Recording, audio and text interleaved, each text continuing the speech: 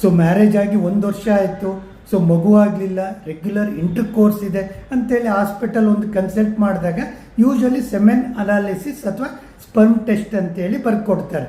ಈಗ ವುಮನ್ಗೆ ಕೆಲವೊಂದು ಟೆಸ್ಟ್ಗಳನ್ನ ಮಾಡ್ತಾರೆ, ಅದೇ ರೀತಿ ಮೆನ್ನಿಗೆ ಟೆಸ್ಟ್ಗಳನ್ನ ಮಾಡ್ತಾರೆ. ಆವಾಗ ಹುಡುಗರಿಗೆ ಒಂಥರ ಭಯ ಆಗುತ್ತೆ, ಏನಿದು ನನಗೆ ಟೆಸ್ಟ್ ಬರ್ಕೊಡ್ತಾರೆ ಅಂತೇಳಿ.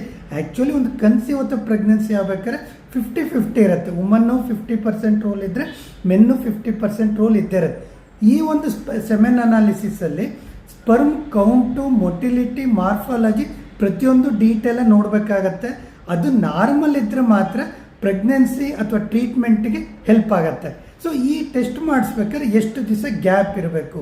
ಅಟ್ಲೀಸ್ಟ್ 2 to 3 ಡೇಸ್ ಇಂಟರ್ಕೋರ್ಸ್ ಆದಮೇಲೆ, ಅಥವಾ ಹಸ್ತಮೈಥುನ ಅಥವಾ ಮ್ಯಾಸ್ಟರ್ಬೇಷನ್ ಮಾಡಿಕೊಂಡ್ರೆ 2 to 3 ಡೇಸ್ ಗ್ಯಾಪ್ ಇರಬೇಕು. ತುಂಬ 8 ಡೇಸು, 15 ಡೇಸ್ ಅಥವಾ 1 ಮಂತು ಈ ಥರ ಗ್ಯಾಪ್ ಇತ್ತು ಅಂದರೆ ಮೊಟಿಲಿಟಿ, ಮಾರ್ಫಾಲಜಿ, ಕೌಂಟಲ್ಲಿ ಜೊತೆಗೆ DNA-ದಲ್ಲೂ ತುಂಬ ವೇರಿಯೇಷನ್ ಇರುತ್ತೆ. ಆವಾಗ ಟ್ರೀಟ್ಮೆಂಟ್ ಕೊಡಲಿಕ್ಕೂ ತುಂಬ ಕಷ್ಟ ಆಗುತ್ತೆ.